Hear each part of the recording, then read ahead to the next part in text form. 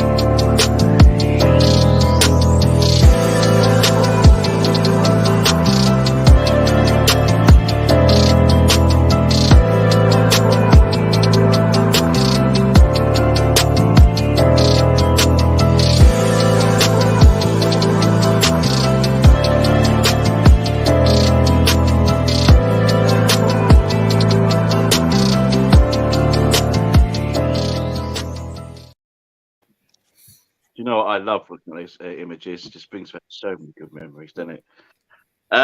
So yes, today we've got man like Gumsa. How are we, sir?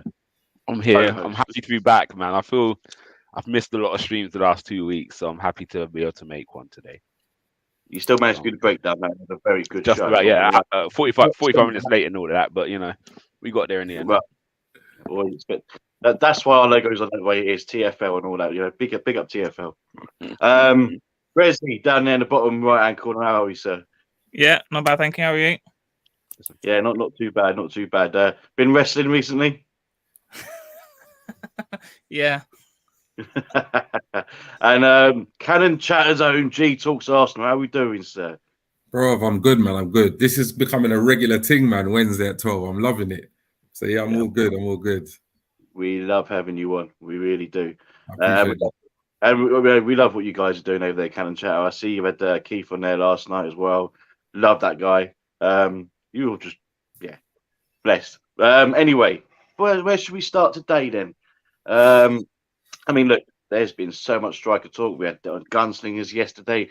If you didn't see Gunslingers yesterday, Cannons was playing the role of Mikel Arteta, and he had Lex and James play as scouts, and they picked two strikers each to sell to Cannons for them to make a decision, for him to make a decision on two strikers that he thinks, the way they said, you'll have to check it back, but the results are, spoiler alert, the results were Lex come up with Schick, that's it, Patrick Schick, and Leeds is Rafinha, which I thought was quite a wild one. And James come up with Guri, who plays for Nice, and João Felix. So how do we feel about those four? I'll tell you what Canna's picked. He picked Rafinha and Felix. Okay. I probably would have gone the other way myself. But what do you reckon, G? Yeah, for me, in terms of like the kind of centre forward position, I've kind of said this on previous streams that it's a difficult one because I look at the position. I think there's not a single player out there that really kind of ticks all the boxes for me in terms of like a complete centre forward. I say it again, I don't like to say it, but I had my heart set on Vlahovic, and for me, he just kind of had all the ingredients to, in terms of what he was doing at Fiorentina. He's absolutely hit the ground running at Juventus, and I think he would have had this very similar impact had we managed to sign him. I have to be honest, in terms of those names, the only one that kind of shouts out at me in terms of like the centre forward position would be Patrick. Is it Patrick Schick? Patrick Schick, yeah. For the one that plays at Leverkusen. And the reason why I say that is because I just think like he's more of a kind of traditional old-fashioned centre forward in that, like, he's strong, he's got good hold-up play, he's good in the air, he can score kind of like, your tap-ins, but then also different type of goals. But he just strikes me as a real kind of centre forward. I have to be honest, like I'm going a little bit more, even though I saw him at the Euros and he was fantastic, Isak is a player that I'm kind of slowly going off. in terms of like the centre forward position. I think he's a top player. I think he's got bags of potential. He's got a very high ceiling. Yeah. But when I look at some of the other options out there, you know, in terms of Patrick, in terms of, you know, obviously, you know, Darwin Núñez, I just feel like there are some better options in terms of like strikers that we could sign for around the kind of same price. In terms of Felix, again, he's a top player, but I don't know. I think I'm just I just think I'm very, very much kind of old-fashioned in terms of just like wanting a centre forward to just kind of be the person that puts the ball in the back of the net. I think we've got the creative players. I think we've got the fancy players, and I kind of just want an old-fashioned centre forward who's going to be in the right position, the right movement, and just tuck it away. Because I really, honestly think that's what we're missing in terms of Rafinha and. Who was the other one? The other one was the guy that plays for Nice. Yeah, Guri. Yeah. Not sold, if I'm completely honest. I don't really look at when I look at this Arsenal side and I see the attacking players that we do have. I'm not quite sure what they bring in addition to what we already have, but that's just my opinion. Yeah. Brezzy, how do you feel about those four? Do I have to choose those four, or can I choose someone else? Okay, so you're basically saying you would have none of them. It's not that I have. I have my favorite. I'm putting you on the spot. Give me one then. Give me one out of those four. Núñez. Hey? Núñez. No, out of the four. Out of the four. Schick. Yeah.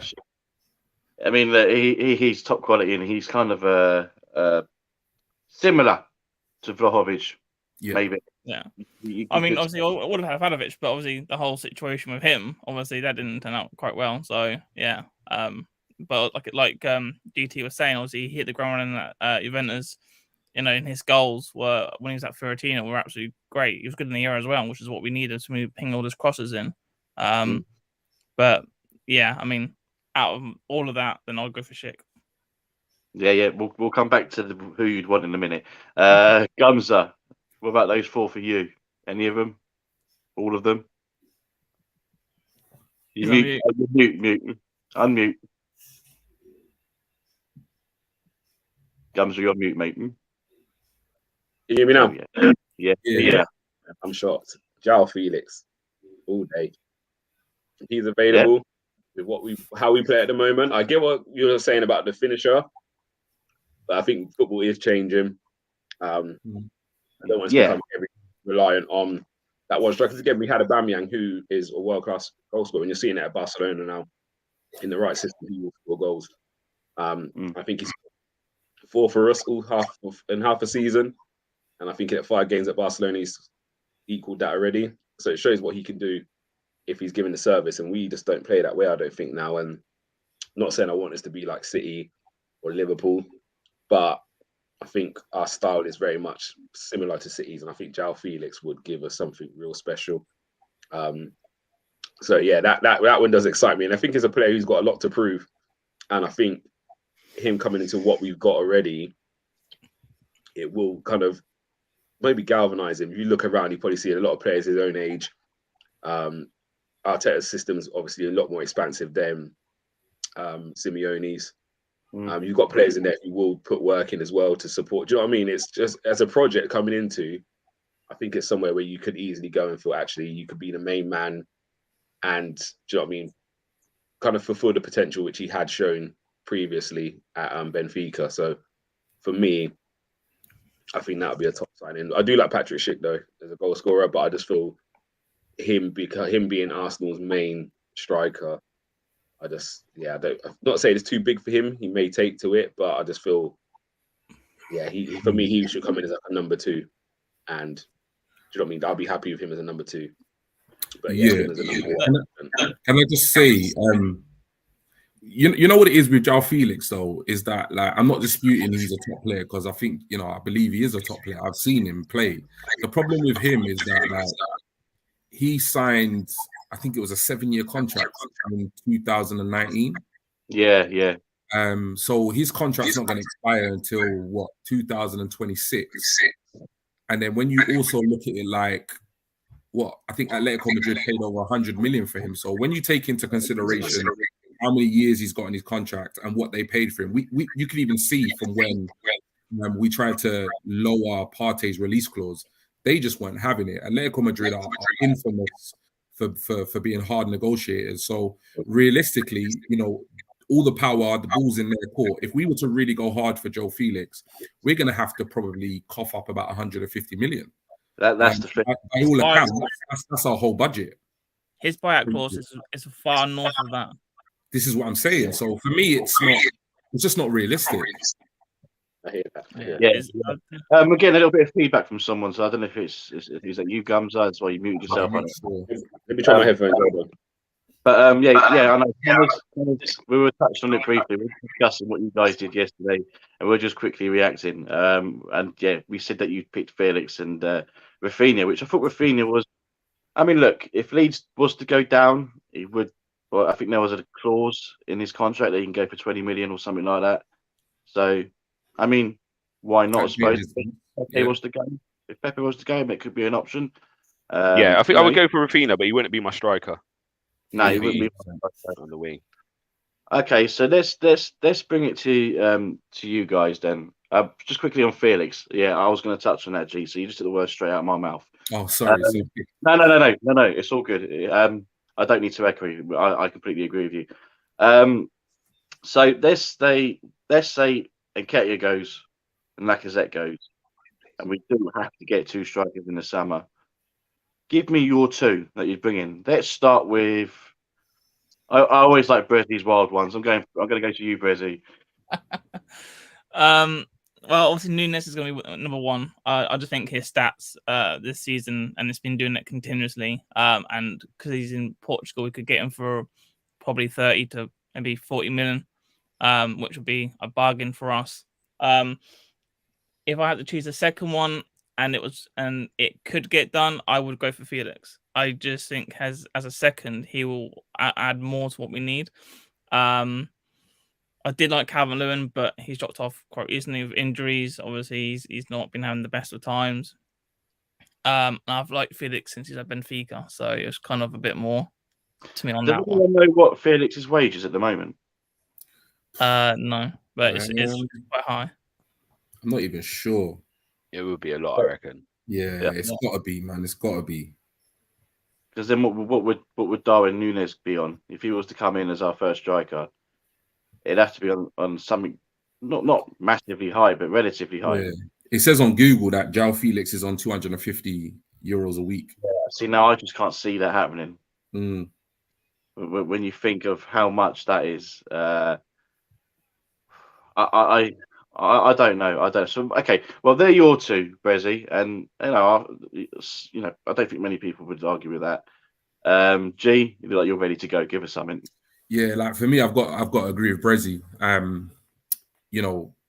In terms of kind of complete forward, if you're looking at like forwards across Europe, in terms of stats, goals per games, I don't think you can look any further than Darwin Nunes.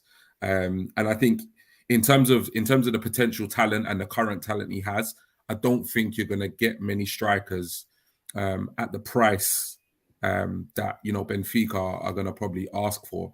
I think we can get him at a reasonable price. And looking at his wages online, it looks like he's at the moment he's being paid €20,000 a week, which is. Cannon's just had a look and said that Felix is on 67k. So he must have missed a digit off the first start of that. He can't be on 67k a week. That must be a 1 before there. There's no way. Is he looking at the actual figure, or is he looking on Football Manager? I don't know. It's got to be. But yeah, for me, Darwin Nunes definitely has to be. Well, if I was Arteta and I was the Arsenal board, I'd be closely looking at him as being our first major target. Now, I have to, with the second option, I have to take into consideration what the budget is. Like for me, I just think it's realistic. So if we're looking at £150 million budget and we're going to sign, say, Darwin Nunes for approximately 40 to 50 million, I think we potentially have to go a bit more of a bargain buy for the second striker. Because we still need a right back, we still need a centre mid, possibly even a centre back, depending on departures. So the second striker is a difficult one for me, and I think it really depends on circumstances. I think if Everton get relegated, which I hope they do. Sorry if any Everton fans are watching. After Monday night, they deserve it. Sorry. I would still go in for DCL at a cut price, and even potentially go in for Tony at a cut price, depending on what happens at Brentford. Because I think we've got to be realistic. Like, we can't spend 40 to 50 million or excess of that for 2 strikers. And we can't bring in 2 first-team strikers either when we've got a limited budget. You know, we are a self-sustaining club. So we have to be realistic in terms of, we need a number 1 striker, we need a number 2, and then obviously we're going to hopefully bring back Balogun. So for me, it would be Darwin Núñez from Benfica, and it would be a cheeky bid for DCL once Everton get relegated. Just add something to the works there. I know it's gone a bit off topic there, but for centre mid, would you not go for like Renato Sanchez? His contract's clearly up, and we're getting for a free. I know it'd be better than Xhaka. Okay, is it a bit of an injury prone? But you know, if he gets a a season without injuries. Hey, Brezzy, you should be a Wolves manager, mate. You got all these Portugueses. Gumsa. Yeah, I agree with GTalks to a certain degree. I think depending on budgets, and again, it's going to be an interesting window because I feel we have quite a lot to do, but there's a lot of players are going to be on the move. So again, it's about patience. Again, what Brezzy's saying there about if we can get one of those guys on a free transfer. So if we was able to get Renato or Kessie, then all of a sudden that now saves you 30 million in that area that which you can go and put into your strike force. So it just depends on what you can get. But equally, I think players nowadays know they're worth a bit more, so they're holding on. Before free transfers, most players would have signed a pre-contract with someone by January, February, whereas now they're all waiting to the end of the season. So again, that could be waiting to see who gets top 4 across the leagues. So again, I think we're going to struggle to get anything done early in that terms until we've got our final league position. Because if you are Frank Kessie and the talks that are going around like Real Madrid or after Barcelona, he's got the pick of everyone. So he's going to wait and see where people end up. So I think there's going to be about 7 different kind of ways they're going to play this window. Depending on where we finish, depending on who they can get. And again, it's not as much as we can just go in for a player and get them now. If they've got Bayern Munich interested in them, or do you know what I mean, City, Liverpool, we're going to be 5th, 6th choice. We've seen it with Vlahovic and with Locatelli. So I think the realistic ones for us, I think, would be someone like Jonathan David or Darwin Núñez. I really do think they're a possibility. And in terms of what GTalk said about realistic for second choice, I think not many players now are happy to go somewhere and be a second choice striker. Done are the days where you had York, Cole, Sheringham, and Solskjaer. We had Viltord, Henry, Bergkamp, Kanu, Reyes, Henry. Like, we had like 6 people that could play up front, and a lot of them are happy to just do their role. Or like Viltord to go and play on the wing to get minutes. Reyes will go on the opposite wing. Them days are kind of gone, and we've seen it with Tottenham how they struggle to get a second striker in because they know Harry Kane's going to play 75-80% of the matches. So if I'm going now, I'm going for 15 minutes some games, and I'll get the old Carling Cup game. So I think it would be difficult, and I think that's why someone like a DCL or a Broja to me are interesting. It's a clear step up in club, especially for DCL. So I'm not Broja, obviously I know he's at Chelsea, but again, he's down the order in the pecking order there. Whereas I think if he left Southampton to come Arsenal, he would probably be a bit happier picking up a bit less minutes than he's getting at the moment, but knowing he's in the long-term future. And DC obviously leaving Everton. And again, I think it's the same as Ivan Toney. When you come to Arsenal from Brentford or Everton, you've got to expect that I'm not going to start every match. I've got to work my way into the team. And I think DCL's age, he's got enough time to say, right, I can play 2-3 years as understudy. Then I'm hitting 28. I'm hitting my prime now. And now, do you know what I mean? Darwin Núñez could be a great investment if he costs us, say, 40, 50 million. And then we end up selling them for 80 to 100 in 2-3 years' time. He's done his job with us. He's now got sold for a massive profit. DCL or Broja would have had 2 years learning the style, playing with Arsenal. Do you know what I mean? Hopefully playing Champions League football. Now they might be ready to take over. Or if they haven't really done what we need them to do, then we go out and get someone else. So I definitely feel the second striker should be someone of less pedigree. I think we were quite lucky this year to have Abba and Lacazette as our main 2 because, again, you look through the leagues and you're not really finding anyone who could do that. However, I know I'm rambling on. That's why Rafinha or someone like that could be interesting because he could get his minutes elsewhere in the pitch. So a bit like Jota for Liverpool. If he just continue play through the middle and Firmino is fit, his minutes will be limited. But because he can go out on the left, he can go out on the right. He's able now to be the backup for all three positions rather than just backup for one. Yeah, so Rafinha or Richarlison then could be someone who could do that role. Even Saha, someone like that. Do you know what I mean? So I think it'd be interesting. Yeah, I do like the look of that Nunes, and I think Jonathan David, someone else who could play a few positions, which helps in today's the way football's played today. So there's probably a lot on the fence. I haven't really given you two clear ones, but if in an ideal world, my two would be Nunes and Broja. And I don't know if I pronounce his name right, but I like the look of him. His age is perfect for what we're doing. Again, he's not English, but he's been playing in England. I think he was born in England, but obviously represents Albania, I believe. But yeah, they're really two, and he's a monster. Like, I think for me, he's that striker where if it's not going your way against someone like a Burnley, and you need to get a bit more physical presence up there, he's very different to the others, and yeah, he's a handful. So yeah, that's what I like him. Okay, there's some interesting ones there. I do like that. My first choice would be Jonathan David. I've said all along. I think he can do what Lacazette can do, and he can score goals. My only concern is that he plays for Lille, and our history with players from Lille, apart from Gabriel. But especially when it comes to players, I hope he's more like Hazard than whatever we got. He's got a high ceiling. I think he'll come good, and I think he would suit our system. Okay, I don't know. None of you watched Gunslingers yesterday, did you? Not yet, but I come up with, I would probably call a bit of a wild card. And to be honest with you, I thought I was going to get butchered, but they put this one up for me. Dante Van Zia plays for USG in the Belgian league, who, by the way, are top of the league. He's Belgian, 23. He's not tall. He's 5'8", right footed. Yeah, his heat map is serious. This season he's in the league. He's played 28, 13 goals, 10 assists, 13 big chances created. Now, some of the key stats there, I don't know if you can see him, but key passes 1.4 per game, tackles 0.7. So it'll get stuck in. Possession 1 in the final third, 0.8, and shots per game 2.2. And the final bit on that graphic is in 56 appearances for USG, he scored 35 goals and recorded 19 assists. So that's 54 goal involvements in 56 appearances, and he's only just been recently called up to the Belgian national side. So, any thoughts on Dante Van Zia? First of all, I want to know. I'll go first. I want to know where you found out about him, because I don't even know who the geezer is. Hey, go on, Gumsa up. I was going to say the same thing. I don't know where you pulled him out from, but it's real life. It's not Football Manager, mate. Yeah, I'm going to have to go scout him later and see what's going on. Yeah.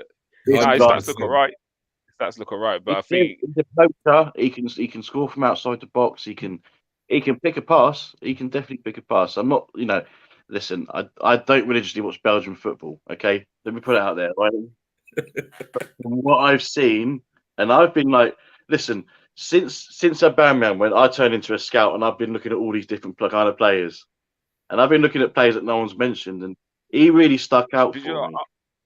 I'm not against us doing something like that, because sometimes we've seen what happens. Sometimes you go and buy the best players or the highly rated players, and they don't always produce. Like, there's probably a wealth of strikers out there who we've seen. You know what I mean? Someone signs you, like, oh my god. I look at Falcao, for instance, when he came to Premiership. I'm thinking, Jesus Christ, he's a player. Like, do you know what I mean? We've seen it with Morata, who was highly sought after. Lukaku's been and come, and he's come again, and he leaves. And do you know what I mean? Even when Chelsea signed Werner, I'm thinking, Jesus, they're gone clear now, and so they don't always deliver. So one thing I will say with Arteta and Edu, they seem to be scouting not just on who's scoring goals, it's who's going to fit the system, who's got the right character, who's going to blend in with this team. So I'm not going to judge some things sometimes as much as I used to, because If we go for someone, there's a reason why we've gone for him. Like we could look at the Ramsdale thing, we could look at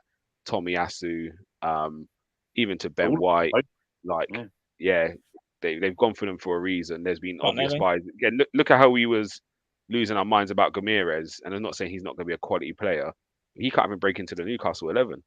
Like, and we was in meltdown mode when he went Newcastle. And again, this is not saying he's not quality, and again, he might be asked to be doing a different job in that team than at Arsenal. In Arsenal, it's probably a different role he'll get. We're more on the ball than Newcastle. We haven't got very much defensively, so he might have slotted right in. But yeah, he can't get past John Joe Shelby, Willock, and Joe Linton, who weren't even a midfielder. Like, he can't break into that. So it just sometimes we just have to go with what these guys are doing. They do their scouting religiously, and they've been. Have you heard of that Mehdi Taremi who we've been linked with from Porto, that striker out there? No, I can't say. His stats read really high as well. And again, someone like him coming in as a second choice striker probably wouldn't be a bad thing. Do you know what I mean? Who's a bit older, physical, can score. Yeah. His stats. I'll try and find his stats. His stats are pretty good. But yeah, carry on for now. And then find them. I mean, it's just it as well. I mean, look, no one's really like looked at him. And at the moment, he's valued by, I think it was transfer marks at 5.5 million euros. This is it. 20 years of age, and he'll be a low wage. And we've got to also think about, like, we need to buy another central midfielder, but like you said, maybe a right back, maybe another centre back, depending on what's going on there, and then obviously a goalkeeper if Leno goes. So you know, you've got to look deeper, and I think that's what I try to do there. So Jonathan David would cost you about. I mean, this is Lille. They'll probably want 70 million for him. This is what Lille do. And then obviously his wages would be, I mean, quite high, not too high, but high enough.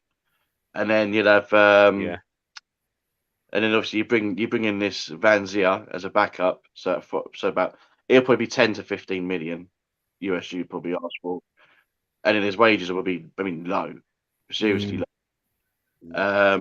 And then you go get your centre midfielder, which I would like to be, be Tielemans or something like that, but we can get into that in a minute. And then any other area we need to address. That was my my thought process about going. Who would I bring in? You know what? It makes a lot of sense. It makes a lot of sense because, like I said, and Gumsa said, that we've got to be shrewd in it. Like we can't just think, oh yeah, Felix and all these kind of big players, because realistically, like, we are self-sustaining. We do have a limited budget, so it kind of makes perfect sense, to think outside of the box, because whatever striker we bring in as a kind of first team or starter is going to cost us big bucks. So the fact that we need two in the same window, we're going to have to be shrewd because we don't have unlimited funds. Yeah, definitely. So I just found out Taremi's numbers this season. 24 games, 13 goals, 12 assists. In the Portuguese league. So someone like him is your second choice. He's a bit older. He's 28. Okay. How do you spell his surname? Taremi. Okay. I think the problem with him at his age, I don't think he's that's the Iranian guy. Yeah, that's him. Yeah. Yeah. Okay. Yeah. I think that's the only thing that goes against him is his age, isn't it? But yeah, I think that's the only thing I go against. But hey, listen, we could do this all day. We can start searching. Do you know what we kind of need as that second striker? We almost need someone in that El Nene mold where they're just happy to be at the club. They're going to give 120%. If they don't start for 3 months, they're not really too fast. But when they do play, they're going to give you all they got. You can't hate that guy. Yeah, do you know what I mean? It's one of them we almost need. If we do get that world-class striker we want, or someone who's going to get you 25, 30 goals a season, you almost need that backup guy to just be happy to be at Arsenal. Imagine it sounds mad, because obviously if you get an injury, you want someone who's of quality. But yeah, could you imagine, say, Calvert-Lewin not starting 20 games in a row? Like, do you know what I mean? Within a year, 2 years, he want to be off. So we got Nketiah, who's not signing the contract because he's not getting enough minutes. And do you know what I mean? Could you imagine someone who's played 30 games a season, scored 15, 20 goals, and now all of a sudden they're sitting on the bench for half a year? Like, yeah, so it's going to be interesting to see what we can get done. It really is. Yeah. Canna's saying, this is on Dante Van Zier.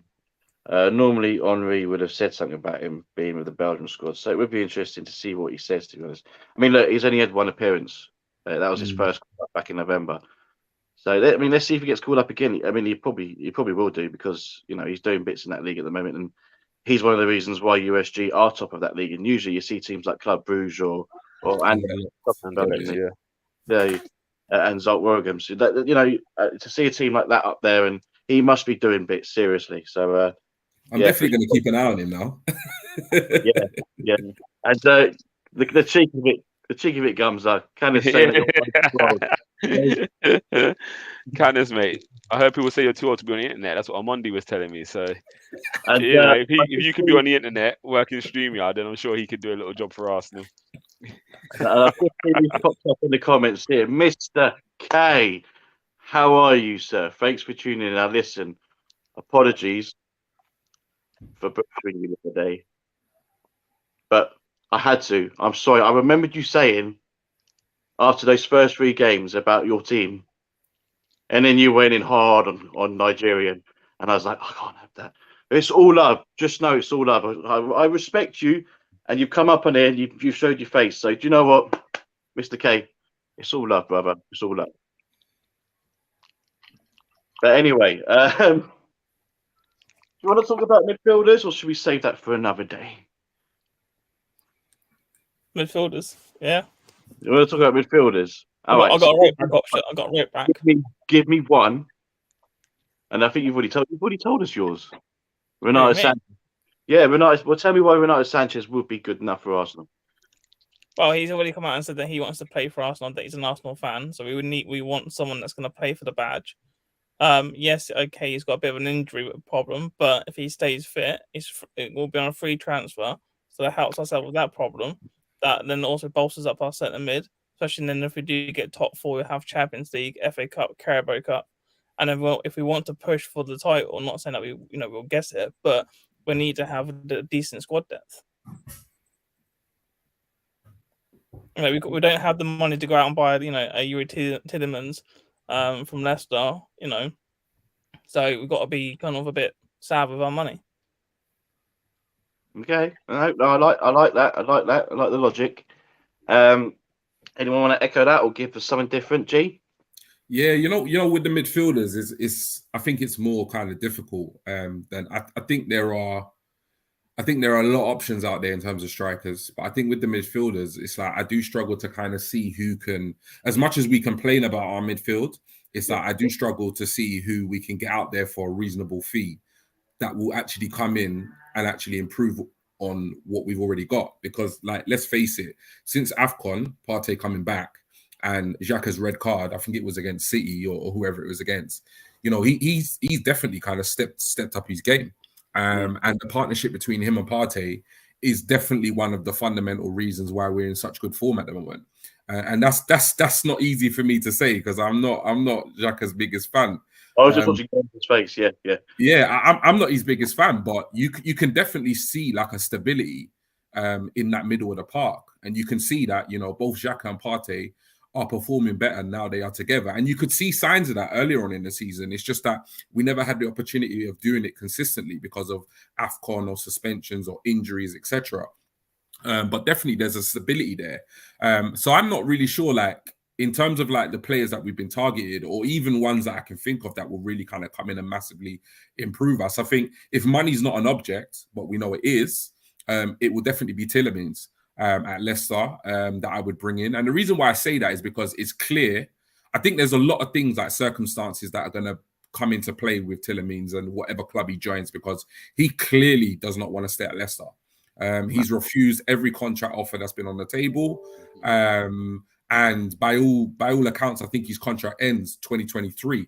So Leicester are going to be they're going to be very much in a position like Fiorentina, probably a worse position of Fiorentina, where they are going to look to sell Tielemans this summer. They have to sell him. It's just where it depends on where Tielemans' head is at in terms of like what club he's going to pick, because let's face it, he's going to have, quite a few to choose from, because most top teams are going to be in for him. But from what I heard, that there's already talks have been taking place between Edu and the Tielemans camp. Obviously, that doesn't mean very much in the grand scheme of things, but at least we know that there is an interest. So, You know what? If we're gonna go bargain bucket and try and save some pennies, I really don't know who we could get other than what Brezzy said with regards. I think on a free transfer, Renato Sanchez is a fantastic option to go for. If money's not an object, and we have a budget, adequate enough to get a top player, then I think Tielemans. And the reason why I say also with Tielemans, I think Tielemans is going to cost any club that he signs for a lot less than he would have cost last summer. Yeah. And that's another thing as well. Do you think Xhaka will go in the summer? I don't. No, I don't think. Gums, I think he will now. I think he's gone. Or do you Same wish thing happened with Bellerin. I wish, I pray, I hope. Like I said, if he was fourth choice centre midfielder, I wouldn't be too fast. But anyhow, when we need to upgrade, and again, this is why I have a bit of faith in Arteta and Edu. There's no sentiment with them. Bellerin, look how highly he spoke of Bellerin when he first came into the manager's job. It was all the stories that Bellerin was living in Arteta's house, was close with the family. He got himself back in the first team. Again, Cedric wasn't performing great. You can see Chambers was limited. So Bellerin started majority of the games going towards the end of the season. Come summer, he's still out the door. He's got no time for sentiment. Yeah, it's true. I think if he can get what he wants, Xhaka goes. I think if he struggles to get in someone, then he probably will keep him. Because again, he is better than what else we've got there. But I do think, and again, will Xhaka be happy now going from, our main central midfielder to being Partey's partner to now on third and fourth? He might not have a choice in the matter. Like, end of the day, if the team don't come in for him, or if no one don't meet the valuation we set, and we bring in another midfielder, then he has to settle for third place or whatever. Do you know what I mean? It's not his choice, but at the same time, would his ego allow him, do you know what I mean, to kind of just fade out? So I think he'll be gone. And my midfield choice has kind of changed. So I'm going to do you mind if I bring up a slide from the breakdown show, Tony? Is that right? Yeah, do it. Go for it. All right, let's do this. It's going to take me a second. Hold on. Share the screen. But I will echo G. I want to see a Tielemans. I really like the profile of the player. I like what he's about. I think he'd fit our system. I think he'd actually work well with Partey. But go on then. Take it away, Gumsa. Yeah, so if you see the screen, the top two pictures were against Everton earlier in the season. And Xhaka's role, it was definitely a double pivot. You can see my little mouse? Yeah, I see it. So you got Partey there, and then directly in the straight line, you got Xhaka here. And you see it again in this picture. This is a different image. This picture here.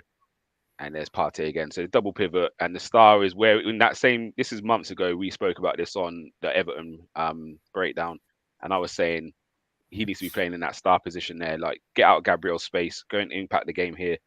Do you know what I mean? He's very, very deep. Now, what we've seen in the last few games, we spoke about it 2 weeks on the breakdown, is we're playing more of a 4-3-3. So if you look at the bottom pictures, Xhaka's position in here now is in that star, which we highlighted above.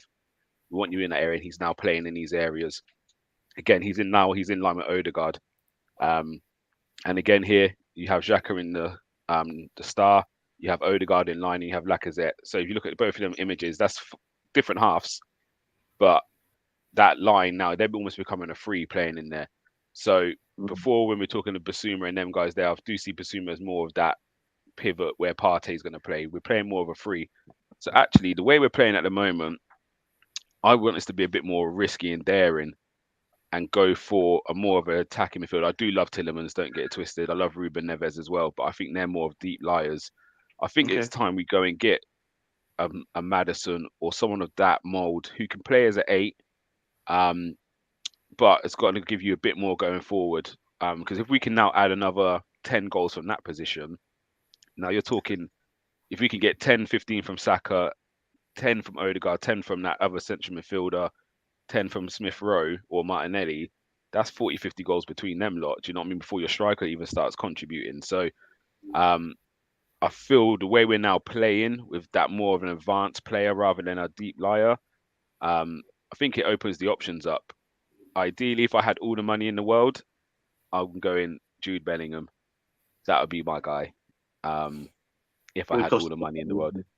He would cost a lot, but that's the kind of player, box to box, aggressive, can play, could do both sides. Because again, when we do defend, Xhaka does sit into a 4-2-3-1, but when we get good possession, he pushes on.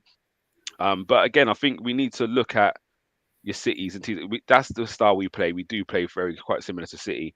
And you look at that midfield, we all kind of say we need these hard bodies. Bernardo Silva's not a tough tackle. Do you know what I mean? It's him and De Bruyne and Rodri or Gundogan sits in there. They're not like we look at these robust midfielders. You've got to be 6'2". You've got to be strong. Blah blah. Blah. If we keep the ball, you don't get a touch of it anyway. I saw Adam Lallana absolutely dominate our midfield when we played Brighton. So I think for me, I want someone who's equally good on the ball, but can give us a bit more going forward. Because Xhaka, as much as his positioning's really helped us play forward and we're winning the ball higher, when it comes to intricate passing on that box, one-touch passing, he's not with it. And it breaks down on that side. So hence why you're seeing Odegaard and Saka causing hell on that side. But the other side, we're struggling a little bit. So someone who's going to be tidy in them areas, but equally can help with the press, because we're playing a lot faster football. So someone a bit more mobile. So yeah, if we could peel away James Maddison, Tielemans wouldn't be a bad shout. But yeah, I want someone a bit more attacking in that area now, rather than like a Basuma, Neves, or something like that. I think Tielemans can be a bit attacking. I think Tielemans would actually. I think he'd. Yeah, I think he could do it. Well, I think he might work well, because defensively he's quite switched on as well, a bit more than Maddison's ever been asked to do. But and again, I think someone like Ramsey in his prime in that style, Ramsey would have had a field day, absolute field. He scored a lot of goals anyway. Do you know what I mean? But that's the kind of player I want in that position now. Someone who's going to break the lines. About to say something. G, was you about to say something, mate? I was just. Yeah, I think Brezzy. I think Brezzy was about to say something. Go on, Brezzy, what I was going to say was Gumsa. You do know he's 150 million, not 150 billion that we've got. You know, Tielemans, Maddison. These are all like. Man, if I to get Bellingham, I'd keep Lacazette and Nketiah. If I meant I'd get Bellingham, I'll be honest with you.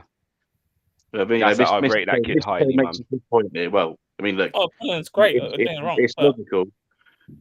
He says when you finish top 4, you'll have a better selection of players to choose from in the summer. I reckon you'll have the money to spend. In theory, we should, because we'd have a Champions League money, and look, he's just won the Super Bowl. He's about to win the Stanley Cup. He should have plenty of money to give us. Mr. K, yes, it is all up. Go on, Brezzy, go on. So in the Carabao Cup, obviously, I've been in the group chat. I'm a big fan of this, but so for the Carabao Cup games, would you rather like to see him play the front 4 like Martinelli, Saka, Smith Rowe, Odegaard, as Martinelli as a striker? I just want to see what they could do. Go on, Gumsa. I'm not against, but I just feel. No, do you know what it is? I think Martinelli's style is similar to Aubameyang. Yeah. And we saw that this didn't work. Like, it didn't work for us. I think Martinelli's going to be going to want to be on the last man, and getting in behind. But equally, he can do that off the left, because again, if you look at the way we set up, and I don't want to bring up my PowerPoints again. Actually, I'm going to bring it up. Because it's important. It's important. It's good to. This is where we get deeper. We get deeper on these things. Hold on, let me find it. It's in this one here. Gums in the house, remember? Yeah. I can't do things by halves. Right, where are we gonna go? I don't know if it's left or right of this. Yeah, so look at our concentration of play. It's heavily on the right hand side. So that's because Odegaard comes across, Lacazette comes across. Obviously, Saka's already out there, and the right back. So actually, Martinelli's position can literally play on the central anyway, because he can then drift inside. So yeah, for me, that's. Do you know what I mean? It's as much as we have our starting positions. Our football is very, very fluid at the moment. And if I could print out the heat maps as well, if you want me to, I'll do it another day. But yeah, if you look at the heat maps, Lacazette's deep, Xhaka's now higher, Cedric's high. Do you know what I mean? Odegaard's literally playing in Saka's space, but it's all about movement and just moving players around it. It's very hard to defend against. And I don't know if you watched the City Man United game on the Sunday after our game, but what we did on the right hand side with Odegaard, Saka, Cedric. They did on the left with Bernardo, Cancelo, Foden, and Grealish. They literally can't. And if you looked at Mahrez and Martinelli's numbers, this is here. I'm not going to put up the whole slide, but Martinelli's let me find it. Martinelli touched the ball he only played 70 minutes or so, but Martinelli had 29 touches of the ball. Compare that to Partey's 93. Cedric had 97 touches. So our phase of play is very much on the right hand side, and the left hand side you're alert, but we're not going to really involve you. We're going to open up all the space over here. We're going to over compress one side, and it's going to create space for you to go and punish. And I think that's how we're playing. So Martinelli doesn't need to come in the center, because now he's going to get bogged down with doing some of the link work in here. Actually, you just go over there, like Mahrez did the other day. Mahrez didn't touch the ball in the first half, and then he come off the pitch with two goals. Mad, so sometimes it's about the players who are going to play in that style. Let them play, and you just go in. Do you know what I mean? Let Lacazette take the kicks from the centre back. Martinelli don't need to be getting kicked from behind and stood on his Achilles and all that nastiness. Like, let Lacazette or Calvert-Lewin or someone do that, and you just be alert to get in behind when when someone switches off. All of a sudden you're in now behind. Like, and that's I think the way we're playing. We're very much, do you know what I mean, heavily focused on Odegaard and that side at the moment, which allows the left side to kind of go unnoticed. But Smith Rowe is our top goal scorer, and he played on the left. Martinelli scoring goals playing from the left. So as much as they're not touching the ball as much, they're getting the ball in the crucial areas. Saka and Odegaard are doing all the dirty work, and Cedric or Tomiyasu in order to let the other guys score. So I think Martinelli's good where he is at the moment. So I want to ask you, you brought that up. So let's say, we got Liverpool next week. I know we got Leicester first, but you want to exploit other teams' weaknesses. Now, as good as Trent Alexander is, offensively, defensively, we could come at him if we played that way on the left-hand side. So what would you do there? I'll keep it the same way. Because the reason why, if we play on the left, that now brings Henderson over or Fabinho over to come and cover them spaces. What you do, you keep it on their left side. You keep it on their left side, our right side. So they're now overly concentrating on that side. If Trent switches off, now you've got to chase Martinelli back, and also that now becomes a problem for you. Whereas if we compress it that side, that means all Van Dijk, everyone else is over that side. So now Robertson's the one who's more switched on. So he's now got to look after the other side. So I wouldn't play any different. I would. You almost want to isolate Martinelli with Trent. You don't want to isolate their best centre back. I remember Ronaldo playing Ashley Cole, and he gets no joy. And also, I'm going to go on the other side. We've seen wingers do it all the time. I'm not getting no joy on this side. Let's switch, because I'm going to get more joy on the other side. So actually, leave Trent over there to deal with Martinelli one-on-one. And if he switches off for a second, Martinelli could potentially have him. Do you know what I mean? So I wouldn't change. I like that at this moment. If it was the other way around and it was Robertson who was the dreamy, if Robertson was the dreamy one, I might then switch it. But if Trent's the one who we're saying is a bit more suspect, then actually get everyone else away from him, and we overplay on one side, we overcompensate here. So again, Van Dijk's come over, Fabinho's over, Henderson's in this area covering. Now if I could get you one-on-one, now it's a problem. And we've got Tierney over that side as well, and Mo Salah probably ain't going to want to defend Tierney either. So I think Xhaka's going to have a vital role. I think Xhaka's going to sit in a bit deeper. Yeah. Followers. Notes. I like that, Gumsa. I do like that. Whilst we're still breaking down, obviously, Canada's just come up with Kessie. Would he be ideal for that, do you reckon? I like Kessie. Yeah. I mean, look, he'd be free, so he would be a no-brainer. That's for sure. Do you know what I like about him? I like his swag, man. Like, sometimes you look at a player and just the way the shorts are, like, everything about him. He's got a bit of arrogance about him, like, I'm the best player on the pitch, and I know it. He's in high demand, though, isn't he, bro? Yeah. He's in high demand. Mr. K asked if we'd be interested in buying Van der Beek in the summer. I mean, look, if he did he sign permanent? No, he's on loan, isn't he? He's only on loan. Yeah. So you don't know what Man United manager's going to come in, and they might end up playing him, and he might end up being their best player for them. So we don't actually know what's happening with him. Mr. K agrees that Tielemans would be a good fit in our midfield. He'd have the experience in the Prem and hit the floor running straight. Yeah, I mean, look, that's for me. That's the dream. It is time for Xhaka to move on. We do agree with you, but look, he's playing well at the moment, and I wouldn't be upset as I was last season if he did stay. But I think it is time to move on. 4-3-3 is more solid for defending the centre of your defence, but it's nowadays used as a counter-attack formation. Not really your style, in his opinion. Just a reminder that he is a Tottenham fan. But no. Listen, it's all about opinions. Arteta needs any trophy to cement his status. Plus, he'll move out the Pep shadow. Listen, if he's doing this now and he's coming out like Pep Ply, I'm all for it at the moment because the team is still it's young, it's building, and then he will become Arteta, so to speak. Beating Watford was important for your season. Winning the gritty games and holding on to the lead builds character. Couldn't agree with you more. The only way to beat, and then he says the only way to beat Liverpool is to play as a team together, taking your chances and having a bit of luck from the rest is something that we don't often get. So, look, we could go on about the Liverpool game, but that we could save that for the preview.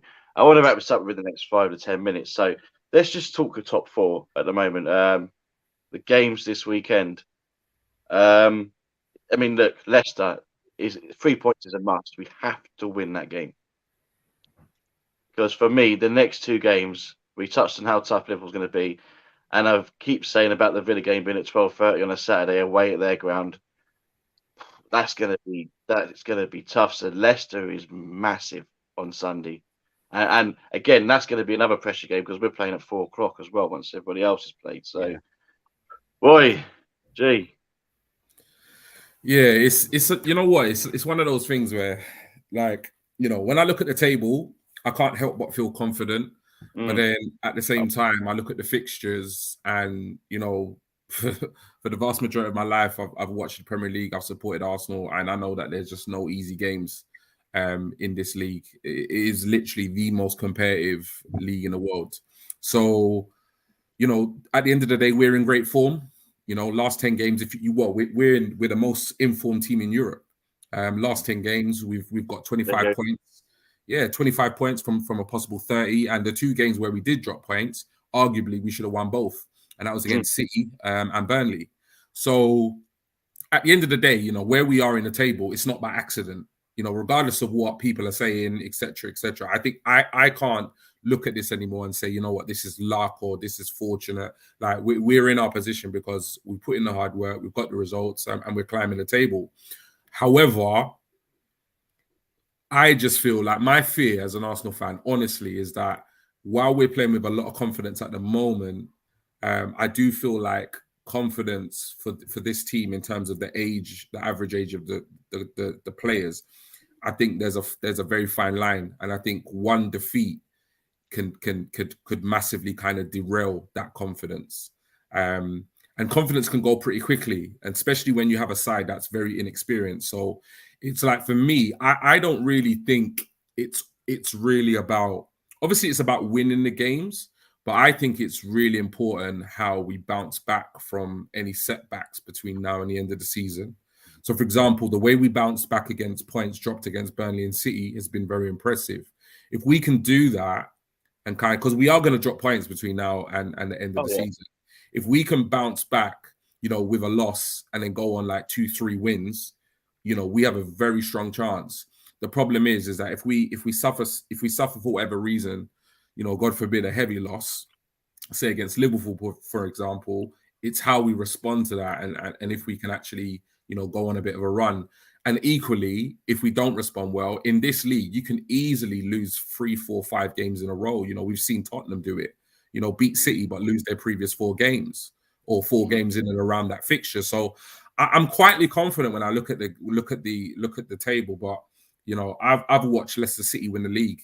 I've watched Newcastle United, lose the league in what seemed like an impossible situation. So this is by no means a foregone conclusion. In terms of the games coming up, Leicester's huge because it's at home. And Leicester are not having the season that we know they or what we predicted they would have. So I think that's very much a winnable game. I think that could be a potentially really open game against Leicester. Liverpool game is huge. I'm not very confident we're going to get very much from that game, if I'm completely honest. And Villa, again, they're in good form. A couple of signings they've had have had an impact. They're climbing the table. Even Chambers.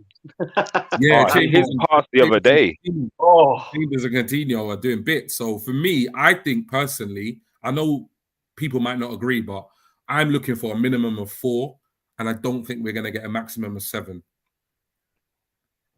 Okay. No. I'm kind of with you on there. And like you said, there's still plenty of games to play. And also, we are playing the teams around us anyway. So I'm not saying that we're going to beat them. but it is still in our hands. Brezzy. Out those, I want 6. 6. So I think you're saying Leicester, Villa win, and we'll lose against Liverpool. Is that what you're saying? Yeah, but with the Liverpool game, I would take a very, very, very boring 0-0, like park the bus, just keep it at, a point is better than having no point. So, that's what I would do. And with Leicester, obviously not in the season that they're having, we could get 3 out there. The thing with Villa, that's going to be the trickiest one. But that's more my heart saying 3 points there. It just depends on how we play on the day, and we can keep up our, a good performance. Yeah, and you'd think as well, Gumsa, that there'd be some kind of rotation over those 3 games. Yeah, there's quite a few games in between. Yeah. Do you know what? I'd actually go out and say I'd happily accept 4 points. It sounds weird. No, I'm with you. But I think you can't be due to this heart. And again, and what G's saying is against about how you bounce back from things. So if we took a draw against Leicester, lost to Liverpool and beat Villa, we've bounced back. We've gone through a sticky situation. Them teams aren't easy to beat. Again, it depends what Leicester turns up. When we went to their ground every week, we think we'll probably get beat. Like Leicester's not easy. Villa again can catch you on a day. Again, there's no easy games in the Premiership, and especially now getting to the business end, actually going to them lower level teams, lower in the table, can be more difficult because they're fighting for their lives now. But yeah, ideally you'd want 9. You'd bite your hand off at 7. I'd be dreaming at 5. But yeah, so even something like that, you coming out of that unbeaten, winning 1 and drawing 2 is not.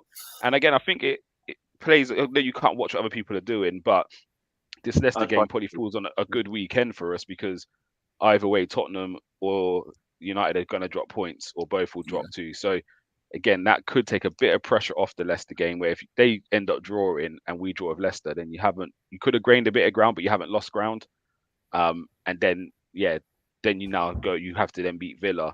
However, again, a win against Leicester, that sets you up okay. Do you know what I mean? Because then again, if you go to Villa, you either make 3 points or 2 points up on one of your rivals, and then if you then end up dropping it somewhere else, it's not as damaging. So yeah, it's going to be interesting. I think it's just about taking every game as it comes. No, couldn't they keep saying that to us, doesn't he? But I think it very much is.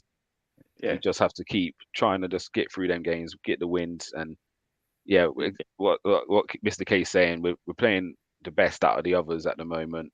I'm not going to read too much into the whole European table. No, I know what Mr. K's doing there. He's got his screen recorder ready. That's what he's doing. But yeah, we beat Leicester and Liverpool. Yeah, we should. But it's just that you got to think about the Villa game being at 12:30 on a Saturday. I mean, our record on that time and day alone isn't great. And Villa are in some kind of form at the moment. They've won their last 2 games. But do you know, sometimes you look at a run of fixtures and you think to yourself, oh yeah, like we come through that run we've just had. And obviously I think we put it together as a 5, and Leicester was the last one. You're thinking that's a difficult run. If we can get them points, you're like, yeah, done well. Then also you look and think it's got to get easier, and then you see Liverpool and Villa, you're thinking that doesn't get easier. Like, and do you know what I mean? It's one of them ones. I look all around. I've seen United's run. United had that mad run where I think it's Leicester, Arsenal, Tottenham, Chelsea, City, or something like that. And then you think it gets easier, but then even going to like a Palace or Brighton is not an easy game sometimes. Wolves is an easy game. So yeah, it's just about just taking one game at a time, focusing on just trying to get the best result. Cannon's having to go at us here. Cannons, man, it's Liverpool, bro. Calm down, man. It's Liverpool, you know. They're chasing the title, man. They need the points. They Liverpool are going to be up for this game. Do you know when you watch Liverpool now? Like, I think the big criticism of Liverpool in recent years was if Mane and Salah aren't firing, there's nothing behind them to come on and threaten you. Now you look at Jota, Diaz, and then there's players in that team, man. Like, Jota loves playing with us. Dread that guy. Yeah, I'm not looking forward to that game. But do you know what? This might be the year we can get something from that. To be fair, this might be the one. This might be the one. Like, confidence. We should be confident. Like, hopefully we can defend well. You never know. Do you know what I mean? So. And yeah, look, Mr. K, you are right. Confidence is important for the younger players, and they do have the talent. But they're still young, and they could obviously easily win games. They can easily lose games. It's how they learn from it, and I think that's what the guys are trying to say here. And and on that note, we're going to end it there because you just heard my doorbell go, and that means my Asda shop is just away. And we timed that perfectly because I did say we want to finish at 1:05. So, guys, it's been great. Thanks for joining me. We could go on for another hour. Honestly, we could. But yeah, we're going to end it there. Guys, thanks for tuning guys in the comments. Mr. K, Canners, thanks for joining us. And yeah, all love. Until the next time, peace out. Peace.